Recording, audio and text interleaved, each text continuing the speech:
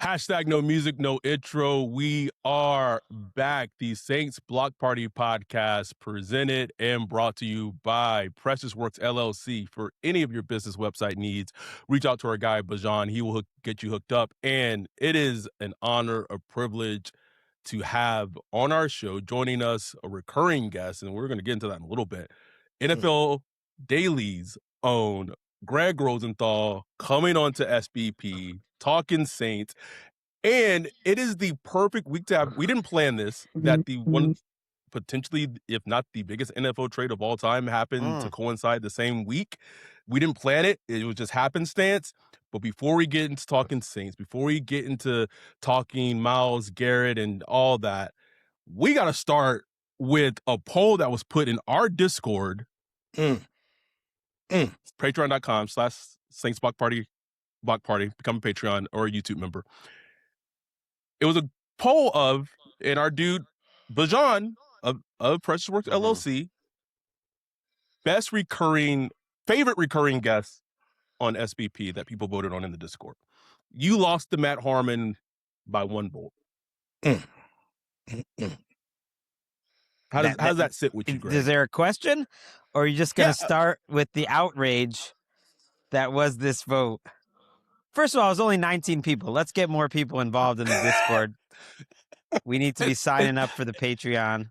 Thank you. It's also the off season, but yes, continue. Yeah, I know. It's only May. It's tumbleweeds right now. You know, I gotta admit, at first I went through all the emotions. At first, I was angry. Eventually, I got to looking myself in the mirror. Am I doing enough as a Saints Block Party guest to really be making sure that these are my streets? I'm coming back over to take over the streets and like that. Harmon is a great guy, a great guest, but I think it was recency bias. But I got to look myself in the mirror. I'm getting up there. I got more gray hairs now. Maybe, I got to start bringing the heat a little better and let them know that I'm the number one guest. Matt Harmon be coming with that heat now. He breaking down Bryce Lance and stuff. Bryce Lance. Well, here, so you know what he's got going for me? He's got his own proprietary grading system, and he's just going to gas up the Saints and just say everyone's great. Your picks, Jordan Tyson's great, and so they're going to like that. Oh, so you're saying that because you are like a realist, you keep it real, that keep it 100, get deemed a little bit because of that. Well, I came on this show, and I remember Wolf didn't like it back in the day, and I was like, yeah, I don't know if Derek Carr is going to be that great for y'all guys. Like, you guys were leading the parade. Called it. I remember specifically you were like, you could have just kept Andy Dalton for that. And I was like, what are you crazy? What the fuck is Greg talking about? What are you talking about, man? Listen, Greg was right on the money, bro. You know where I wasn't right, though? And maybe this is affecting the vote, too. I was skeptical about Tyler Shough coming into his rookie season of him as a draft pick. And I'm sure you got a lot planned here, but I am always happy to recognize when an evaluation going into the draft was wrong once you're in the NFL, because I believe 3 games in the NFL is worth more than your entire college career. That's what I care more about, what you showed me when you played in the NFL. And I've gone through Shough's tape this offseason. I liked watching him live too. And I'm on board. I mean, you guys got a real one that I'm excited about, and I'm almost surprised he's not getting more love nationally. But man, he was impressive, and now I got that one totally wrong. So I'm here to make amends on that one. He was extremely impressive. I do feel like if we start here, like, people might just turn the podcast off, because as a realist, and I'm going to kind of let Ryan take the lead, but you said something on NFL Daily about a certain tweet and a picture of quarterbacks recently, Mahomes, Brees, that kind of got some traction. And I point to Ryan as like the Drew Brees expert. So that's just it would just say the outrage came from some person saying like only one person in this picture has an MVP, which is completely like a different. Like don't get me started. I actually put that tweet on the timeline just because I wanted to get the Saints fans at what was my boy? So it's not film analysis. I forgot his name, but I watch his YouTube all the time. anyway, I had to get the Saints fans on the man and I know Greg was like, oh well, I mean, obviously Brees wasn't better than Brady and Aaron Rodgers and Peyton Manning. I'm like, no, it ain't obvious. It ain't. It is not obvious. It's Okay. not obvious. There's a debate to be had there. There's a legitimate debate. I mean, there's a 4-time MVP in Rodgers. There's a 5-time MVP in Manning. There's maybe the greatest player I've ever seen enter the league for his first 7-8 years in Mahomes, although it's getting a little weird. And then there's Brady. So that's an unfair group to put him against. So if you want to say him versus Rodgers, I think that's the conversation. Beyond that, I think that's the majority of the conversation. Yes. That people have, and look, I get it, like, because Rodgers, like, I know people don't like him now because like his personality and the way he's been elected, but like his prime, personality. His prime, that's a bad motherfucker, bro. Like, he was a badass motherfucker with the football, man. But still, man, I think he's crazy. He almost reminds me of if to use a tennis analogy, not that anyone follows tennis, but like he's a little Federer, like in that he was around when the other greats were around. And I think if you took Rodgers' very best, I mean, it was better than Brady and Brees and Manning and maybe even Mahomes. Like it might, like him in his 2011 or 2015, the whatever those MVP seasons were. Chris Wesseling used to say it all the time. He's like, "That's the best I've ever seen any quarterback play," and I can see it. Like him at his very best, but he wasn't nearly as consistent as Brees was. Not even close. Yeah, I think that's Brees' superpower though. Like the consistency, and like Cosell talked about it when he was on here. It was just like just from like a football, like a quarterbacky nerd standpoint, I just love watching Brees. I know I'm biased, but like it just looked like a quarterback supposed to look like, just like day in, snap in and snap out. Like every game, it was just like same. Like perfection, man. I don't know. I just think I feel like he's unappreciated, which is stupid to say because he's like going to the Hall of Fame. Like he's going to the Hall of Fame, like literally in the first ballot. So he's not underrated. You know what I'm saying? Like, and unlike Peyton Manning, he didn't start like squeezing the ball a little harder when the games got bigger. You know, I do think that's a fair knock against Peyton Manning, which stands out a little bit to me. And Brees was not that guy. I just set that up just to get Greg to have lower votes if the poll is done again. They turned it off. They turned it off. No, but it's telling me I got to bring more energy. It's early June. We're talking Saints. I thought you were going to bring up. You just happened to have me on the day that Alvin Kamara showed up to work by surprise. Let's get into it. I think everyone, fans and Saints included, were completely surprised by him showing up to OTAs today. Yeah.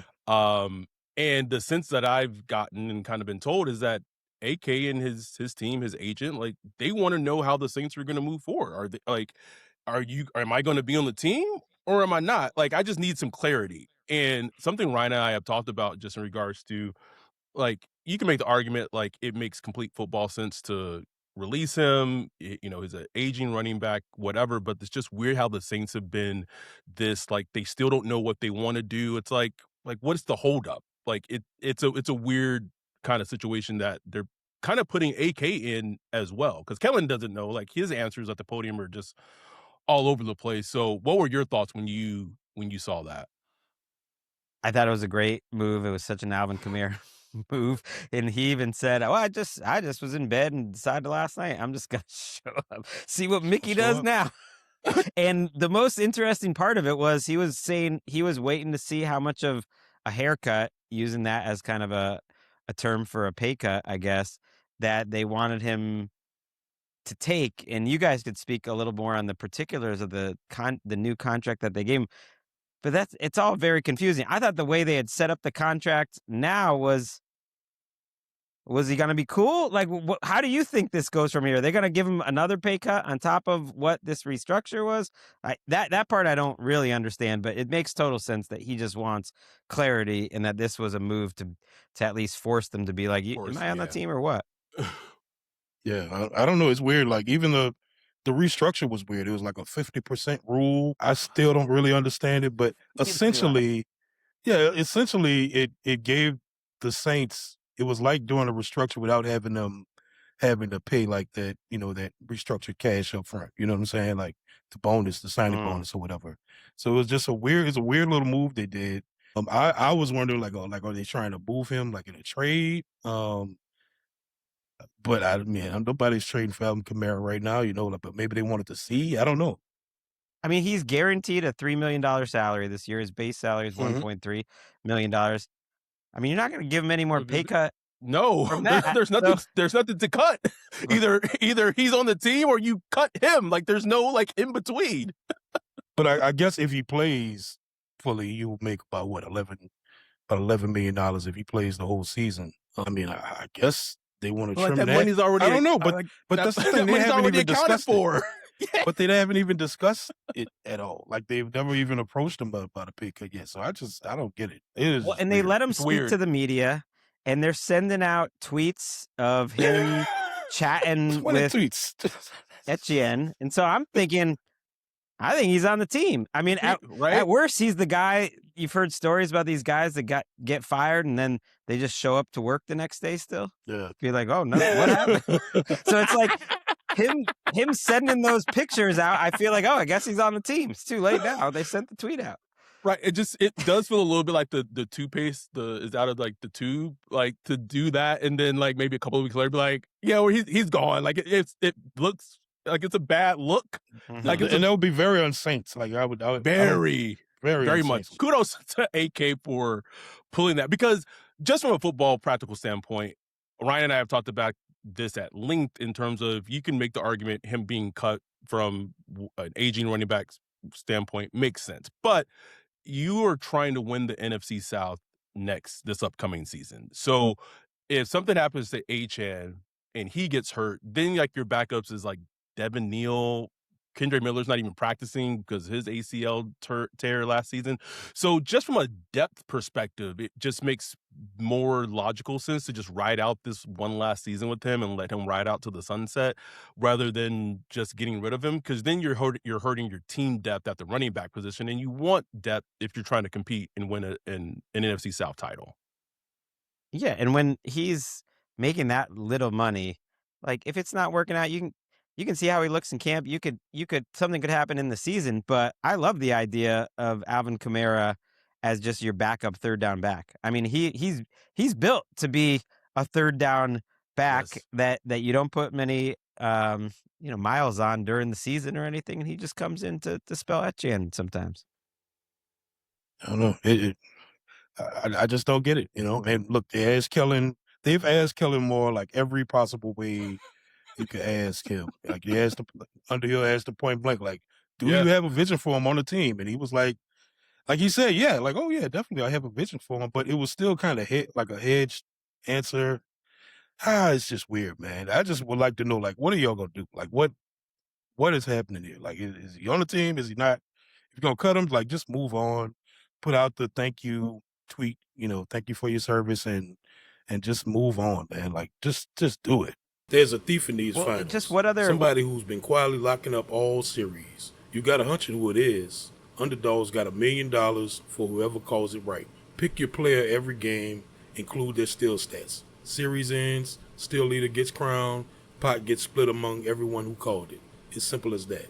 This week on Underdog, I'm looking at the finals and selecting Wemby for higher than 27.5 points and Jalen Brunson for lower than 2.5 three-pointers. Download the app today and use promo code BLOCKPARTY to score $50 in bonus entries when you play your first $5. That's promo code BLOCKPARTY. Underdog. Make picks, win money. Must be 18 plus, 19 plus in Alabama and Nebraska, 19 plus in Colorado for some games, 21 plus in Arizona, Massachusetts, and Virginia, and present in a state where Underdog Fantasy operates. Terms apply. See assets.underdogfantasy.com/web/play and get terms _DFS_.html for details. Offer not valid in Maryland, Michigan, Ohio, and Pennsylvania. Concerned with your play? Call 1-800-GAMBLER or visit www.ncpgambling.org. In New York, call the 24/7 Hope line at 1-877-8-HOPE-NY or text HOPE-NY 467-369. Well, just what other team has a coach at the podium talking about, like, maybe the biggest legend left on the team in terms of just being with the team a long time, and be like, Well, he showed up today, and that was unexpected. Like just why is Kellen even saying that? Right, like it's just. Like, I felt like that's no PR training. Like, yeah, Alvin came in today. It was great to see him. Like it's good to see him. You know, I love Kellen. Him not being able to lie is fantastic. He can't lie, man. But let's just holistically, big picture. You said you watched a lot, all of Tyler Shough and breaking him down this, dog days of summer. What is just your impression of the Saints as a whole going into 2026? Free agency's passed, draft is passed. Like, there may be some tweaks that happens in terms of, after preseason and cuts and veterans pick, whatever. But like, this essentially is going to be the team that we expect to have in field 53 players. Just as all the dust is settled, like, where are you at in terms of the 2026 versions of the New Orleans Saints? Yeah, big picture, a little concerned about the defense. I think the ceiling is relatively low. And I think the offense, and this kind of speaks to the team in general, is one of the biggest boomer bust teams in the NFL. Like one of the teams where the ceiling and the floor are the furthest apart. And it's mostly just because of injuries. I'm not telling you guys anything you don't know. Yeah. But the way that Shough plays, he takes a lot of hits, so I still do worry about him. I mean, he proved durable, but man, he takes a pounding, at least the way he played last year.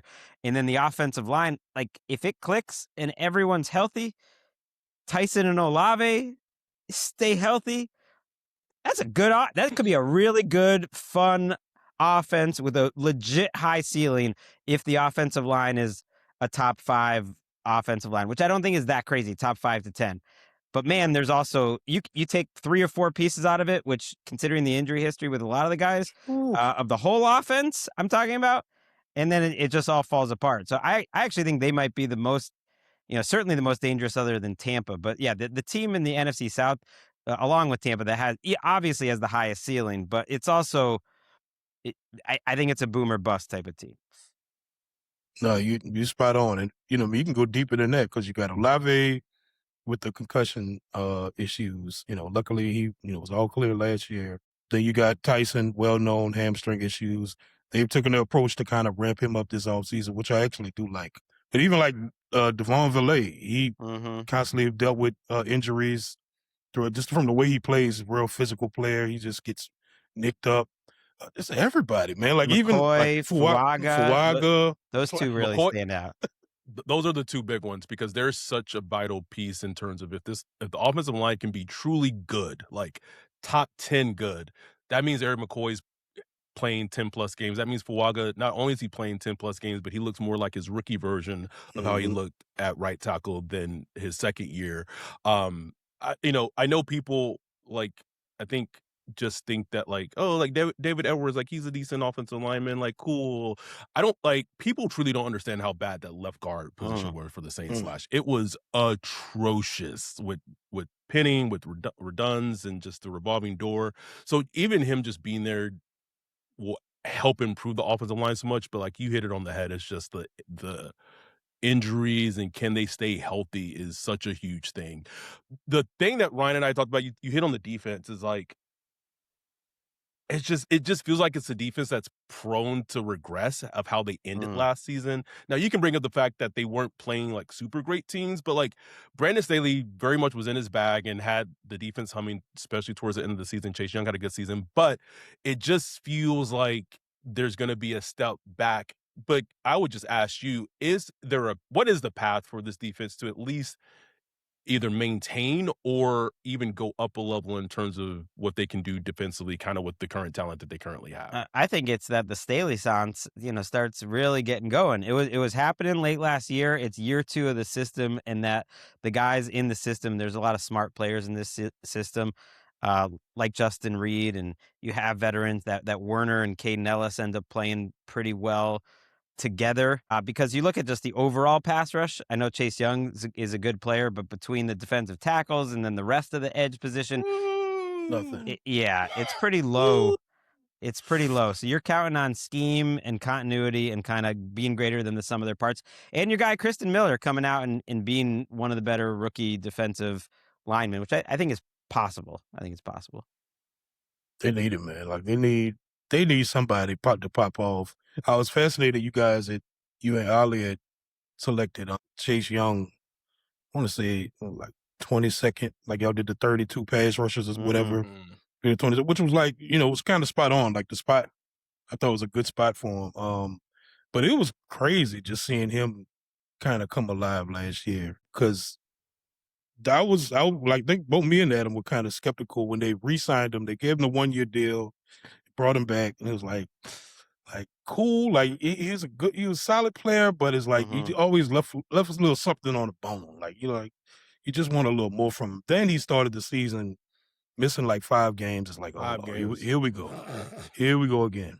But after that, man, he came on like, damn, like this dude here, he was playing, bro. And what really got me is like fourth quarter, like third down, fourth down, third and long. Like that's when he was making plays. So I don't know if he will ever be like the like that number 1 pass rusher, 18, 19 sacks, stuff like that. But I think if we got him a partner or somebody on the other side that could really light it up, I think that'll help. And obviously some interior pass rush, which they just have none. Like they have no interior pass rush whatsoever. None. Yeah, he was the guy in that exercise, because it takes a lot of work putting that list together. That I realized. Hell yeah, yes indeed. I realized, and I'm the one that took him, so I don't know when Ollie would have taken him, but I realized like the statistical case for him was elite last year, and Yes. he was getting into the portion, and Ollie pointed this out. He's like, okay, some of the guys getting taken, before him, they've been more complete players. They almost used him as a real situational rusher. He didn't, like, snaps wise, even per game, he wasn't always on the field there. But when you went for the quick pressures and the pressures per snap and hitting the quarterback per snap, like the only guy other than Myles Garrett that was like beating him was Nick Herbig, who's another like situational guy and just went nuts and just got $100 million from the Steelers. Yeah. Statistically, if you just looked at the next gen numbers, he put up like top 5, like just true edge. Like this is what we were hoping Chase Young would always be. And maybe it was just a little bit of maturity, getting healthier and everything. But he was great last year. You're right. They just need someone else with him. I do find it very interesting that 2 people this week got paid. Drake London paid. Nick Herbig got paid yesterday. I don't know what time it is anymore. Sorry, guys. And then today at OTAs, and maybe there's no correlation, but Chase Young and Chris Olave were not at OTAs today. No. And they had been in OTAs previously. No, so there was definitely correlation. Wait, Chase Young, you think is looking for more money already? I think it would be a hard. I don't know if it had anything to do with the contract, but Okay. I think his average is like 18 million. Like what they brought him back for last season was very under market. But that at that point he hadn't really shown like it made sense. So I think he's getting like 18 mil per year, and then you see that someone is an edge rusher and they got a 4-year, $100 million extension. You're like, oh, wait, interesting. Now I do say, like, if I'm the Saints, I was like, hey, I need to see it one more season. Like, I need to see you fully healthy a season, and cool. Like, let's talk about that. But I feel like I'd be remiss if we didn't talk about the Myles Garrett thing. And I have my view on it as a Saints fan of like what it meant to me. But having listened to the episode that you and Jordan did, also I just want to give shout out, sending rest in power to Tucker. I know Jordan's going through it. Love Jordan, and I know she's going through it. So we're just giving love and giving rest and power to Tucker, because we love you guys on both you guys on the podcast. But your first just initial reaction when you get the news and it just hits you. Oh, we were mid-taping. We literally me and Nick Shough were in the middle of talking about whether Myles Garrett could get traded or not. Like, no way. And our producer's like, oh no, you can just pivot. And I was like, no, we're throwing all that out. Let's go live. Like, what's the point of that? Because the buzz started popping up to the point where it started getting believable.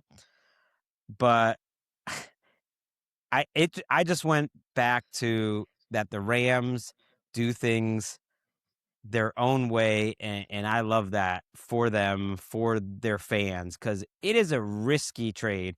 There was even a question at the press conference, and I think the question was unfair, but it was funny, where the guy asking was, Well, now you're in a situation where you go from a team that was a work in progress for a long time to a team that if you don't win the Super Bowl, it's going to be a major disappointment. Yes. And Sean McVay was like, whoa. He literally was at the party and was like, that what you really think? And everyone's But it's like, true. yeah, it absolutely is true. Like the Rams now, it's different, but they remind me of those like 2018, 2019 Saints, where as a fan, that's a whole interesting conversation. It's like, would you rather be the team where you're not expecting to have a good season, then you just have like this just fun, exciting seeding, or would you rather be the team where you're a perennial, like you should be in the, like the Lions? I would say the Lions are kind of a similar team right now, where if you don't go to the Super Bowl and win, it is completely a disappointment. And as a fan, as a fan, like that's a kind of a crappy place to be as a fan.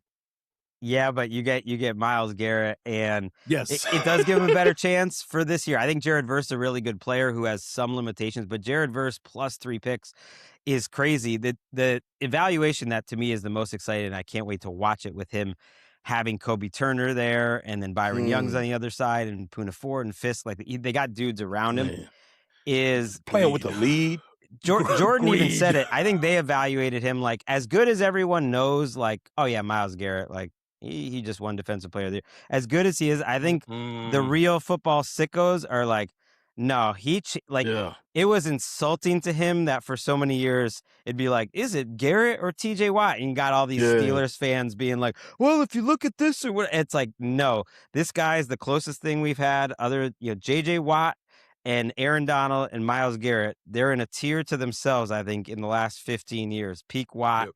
Donald and Garrett, and what you could still do with this dude, with the rest of the talent they have, it could be special.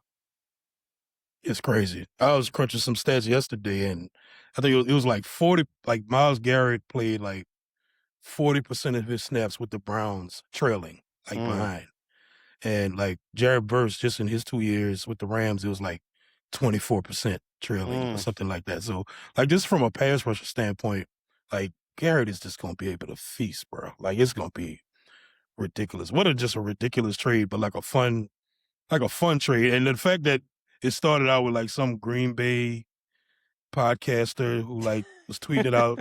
It's like, yeah. He's like, and I looked, I was like, I didn't even respond to it. I saw it, I was like, that's some bullshit. Like, that's like, who is this guy? Does he even have a check mark? Like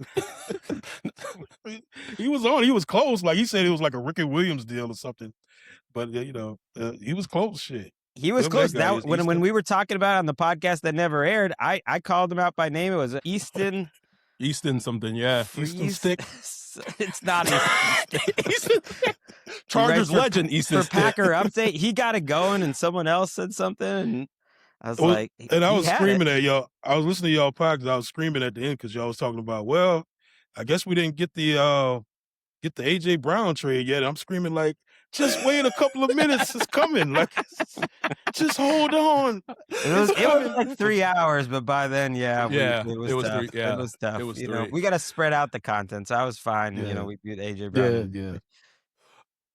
Just going to that, right? You tweeted about it, but last year Michael Parsons gets traded, and it's like, oh, well, like a generational pass rusher gets, and then the next offseason you have an even more or better pass rusher gets traded. What is just your overall and I know you tweeted it, but just your view in the league of like how these things are able to happen? Because typically, like, we would never see a top 3 pass rusher get traded in the prime of their careers, and now it's almost seems like it's now like borderline like commonplace. Right. Yo, and like, what up, Wolf? What are you looking at? Man, I'm checking out this website. This site is cheeks, bro. In the 21st century? How do you have a crappy website? Couldn't be me. They need to hit up our guy Bijan with Precious Works. Precious Works offers to not only build you a website that's tailored to you and your customers' needs, but also to continue to manage and maintain it so you can focus on your business. Don't have much time? Precious Works is just what you need. No out-of-the-box stuff like Squarespace or Wix. Precious Works will create a site for you. You won't have to worry about plug-in updates, security, or things like that because Precious Works will maintain all of that and be available to you 24/7.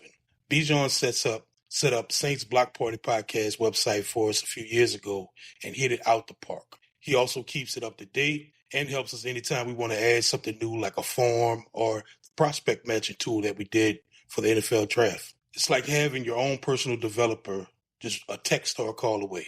Precious Works has worked with everyone from small businesses to large firms, so no job is too big or too small. If you're in the need of a website or you currently have one, but you want to upgrade it, give Bijan a holler at Precious Works. You can get with him at Bijan at Precious Works, BIJON at precious.works, or go to precious.works for his website.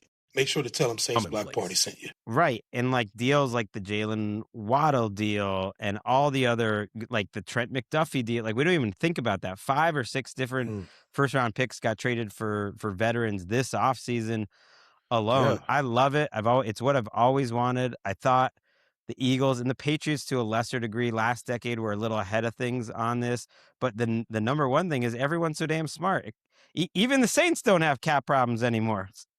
You know, there's no void years, but for real, there's just so much cap space. There's too much, and there's need TV deals. It's going up. It's the opposite of the NBA, where no one's under the cap. There's like 5 teams who can actually spend in free agency. The problem in the NFL is they can't spend enough. They can't find players to spend it on. Right. So you might as well spend it on these trades and give up the future picks, and like it just opens it all up that this cap space is out there.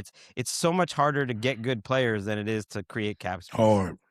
Hard, so hard. It's so hard. I was looking at like the Saints free agents next year, 2027. It's nobody. Like Chris Olave, like you assume Chris Olave gets taken off that list this year, but after that, it's nobody. It's just a bunch of just like depth players. There's nobody to pay. So they're going to have cap space with nobody to pay. You know what I'm saying? Like they're going to have to figure out. Oh, Lord. So Loomis. So you make some trades.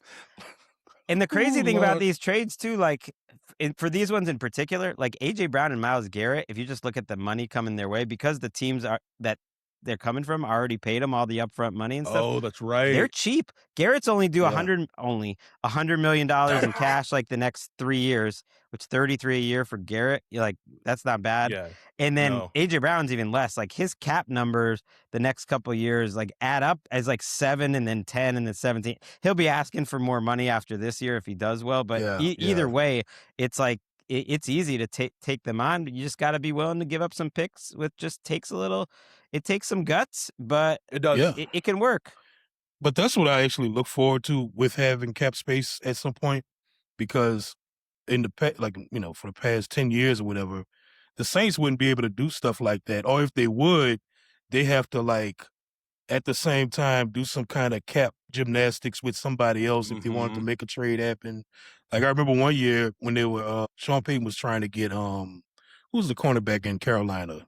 The Josh Norman. Josh Norman. They were trying to get Josh Norman. Sean Payton had him on the phone. He had Drew Brees on the phone. Drew Brees was holding out at the time for a contract. So he's trying to figure out like how to fit Drew Brees' new contract in and like trade Josh Norman at the same time. It was just like, but when you have cap space, you're able to just make a move. Like if wait, he had Drew Brees trying to sell him on the Saints on the phone too? No, sell Josh Norman while he was in the contract, his own contract. He was trying to explain to Drew Brees, like, look, whenever you sign, we need to structure your deal in a way so we could fit Josh Norman in, because of course Drew Brees was going to sign, but it just was It was the off season, so it was just like that kind of stuff is the stuff that, even though I do think like the salary cap, stuff is kind of overrated as far as like, we don't have any salary cap space. It is a hindrance sometimes, especially with like, if a guy becomes available immediately, you can either take on $10, $20 million in a cap hit. If you don't have it, you just like stuck out. Especially if you can't restructure anybody, real quickly or whatever. And the Saints were in that position for a long time. Like they always had to do some kind of cap gymnastics to make that happen. They have. And I think I'm a little scared going to the offseason next year, but we'll cross that bridge when we get to it. Yeah. The thing that hit me as a Saints fan when the Garrett news broke is there was a part of me that hopes, and maybe it hasn't, but like hope like maybe this is like maybe calm some Saints fans down just in terms of like optimism. And I'm not trying to like tone it down too much, but if you've listened, if you've been in our YouTube comments and what have you, post draft, post free agency, Saints fans think the Saints are winning 11, No 12 way. After games. this Harmon stuff, they're dead to me. I'm not listening. Think they're going to be like a 2 seed in like the NFC and like will easily win the NFC South. But like, it's like that Garrett trade happened, and my first thought was like, man, I hope fans just realize like how much of a different tier this, like maybe 2 tiers that the Saints have still yet to get to, where they're not there yet. Like they're now actually functioning as like a stable, decent franchise and with common sense, but we're not there yet. Like it's going to take some time and a lot of things to go right, continue to go right for them to get there. But that was my first kind of reaction. It was like, I hope that kind of, who knows, people will listen to this like, no, like we can beat the Rams. Like I can guarantee there's going to be people in the YouTube comments saying like, oh, the Saints can beat the Rams, and be like dead ass serious when they say it. But that was like, as a Saints fan, when that trade happened, I was like, I hope that kind of like woke people up that we are not there yet, close. And they could on any given Sunday, but over 17 game season, and we are seeing for the most part the best teams coming through in the playoffs. Yeah, there's levels to it, and I thought Micah Parsons was interesting. They asked him about it on Wednesday, what he would say to Garrett, because they're friends and everything, and he was like, "Yo, the AFC, they got some good teams and everything, but the NFC."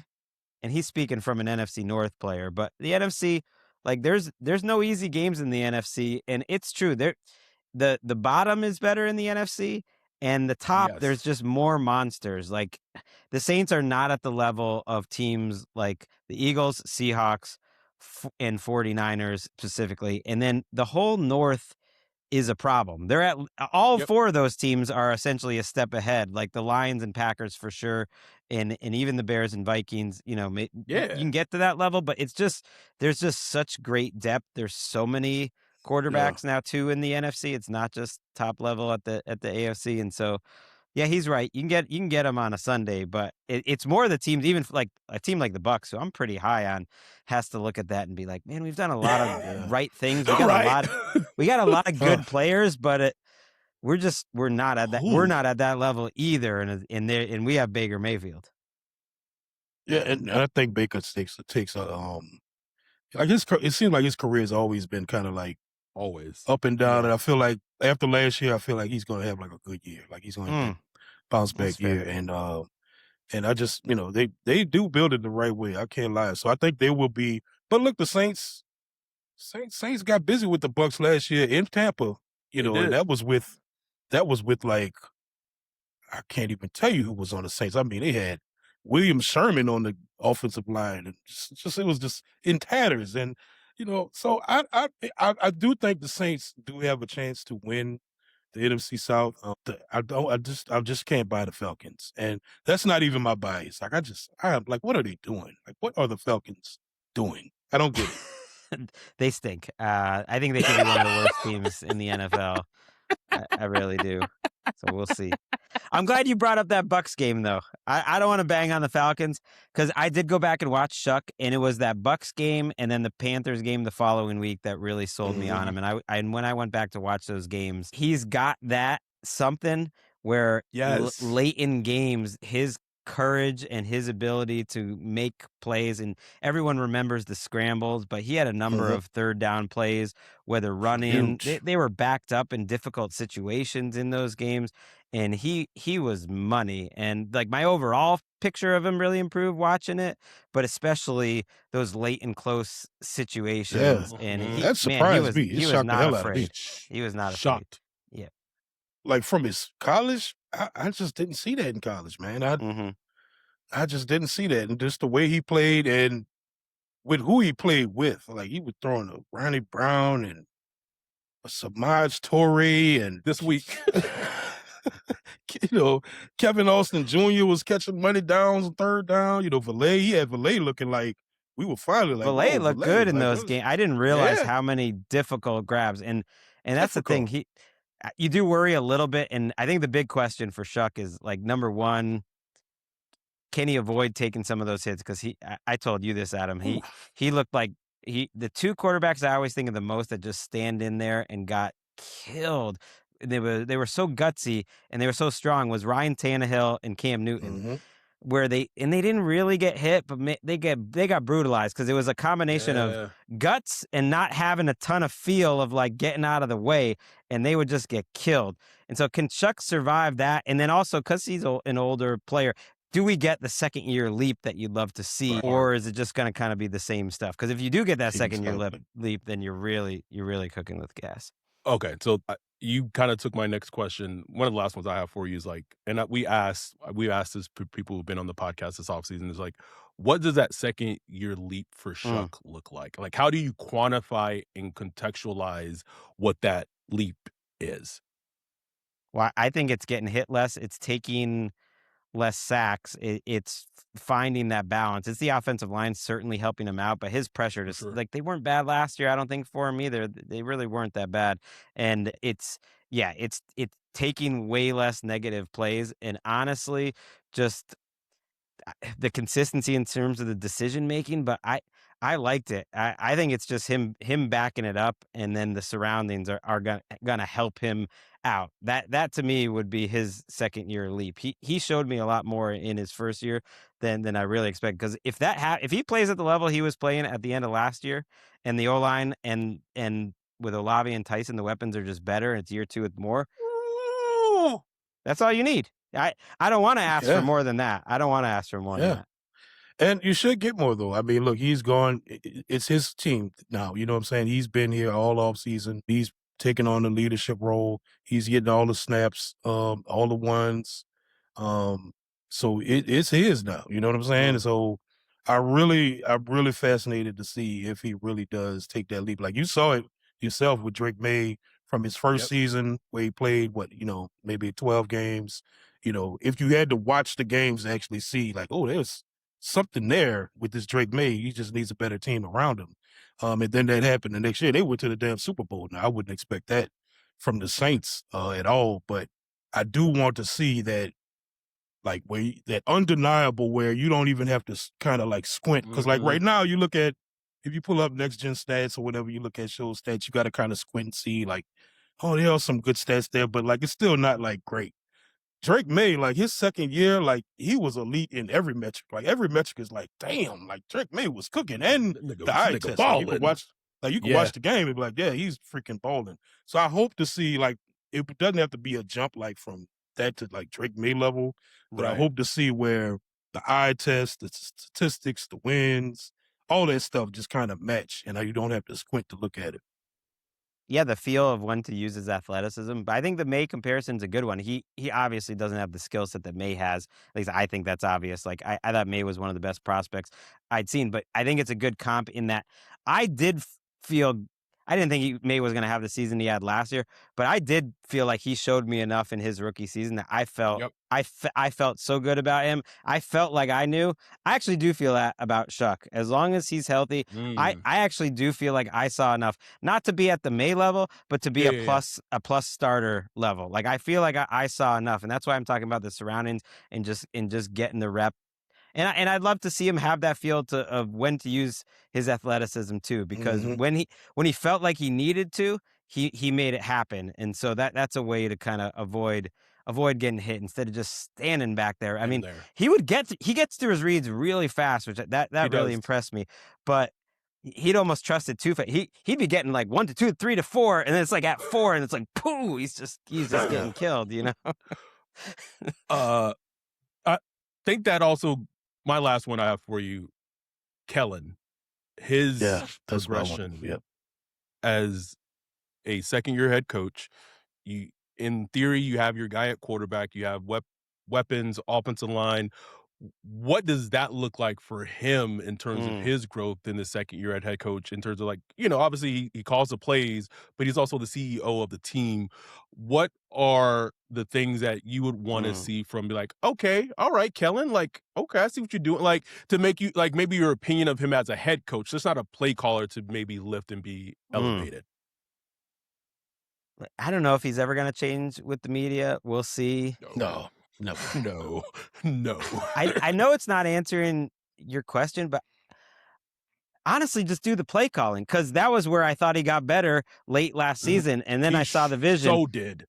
The last 7-8 games, and that's why I'm not a Saints hater. I've been negative on this podcast when I've come on plenty lately because I think there's been stuff to be negative about. Now I was thrilled to watch this, and I was like, damn, Kellen Moore did a great job with what he had and with Shough and helping Shough out. He was a huge part of why Shough was so good late last season. And so I think he got into a real flow, newest talent, newest quarterback, and he's a real quarterback guy. So I don't care. Just be the dorky guy you are, and maybe you're not going to have the best, like, Mike Tomlin, like, feel of the whole locker room. Like, it's okay. You're just call the plays great. If you keep that going, that's all we need. I will say this about Kellen. I appreciate that he kind of is who he is. Like, he's not he's not faking it at all. Like, he is just a, like, football dork. That's just who he is. And he talks very, like, matter-of-factly to people. And I think players, it took them a while to kind of get used to that. But I think you start to see players as kind of like, okay, like, I understand who Kellen is. Like, Shough talks about how they text at, like, 10, 11 o'clock at night about random stuff, you know. So he's a young coach. Young coach. He's 36 years old, so he can kind of, communicate. I just hope he doesn't fall into that like that Mike McDaniels thing where he just kind of becomes more of a peer instead of like a head coach. No, but if he could cook like he's Mike not McDaniels, cool I'd enough. take Mike McDaniels, No. Mike got a little swag to him. He's trying to be friends, and I think players always respect if you just are who you are. You just said it. And I think Kellen is like that. He can be that dork, but players will always prefer that over someone who's just kind of fake or not being real with them, like your last coach. Hello. 100%. Thank you. I don't have anything more for Gregg. Have you got anything else? No, that's it. I appreciate you for coming on, bro. I hope I did enough. I hope I did enough to pass Harmon, to win him over. Don't boo, vote. I'm trying too hard. We got Adam out at the polls. Bruh. He's working 4 straight days, and then I'm like checking the results today, and I was like, oh, cool, cool. We got time. The late votes are might change it up a little bit. Anyway, Gregg, thank you for coming on. Bajan's going to do that poll again in the middle of the off season next year. It's going to be interesting to see what those poll results are, but always a pleasure to have you on. Long time friend and just goes so much beyond football. So thanks for coming on and just chopping it up with us. We really appreciate it, man. No, I appreciate you too. You guys are the best, but forget about next year. Let's do it next week. Come on. Okay. No, now the recency. Say, get my numbers up. Get my numbers up. Anyhow, Whoop and I are going to get out of here. We'll be back maybe this week to maybe recap OTAs. We'll see how it goes. But with that, we are out. Peace.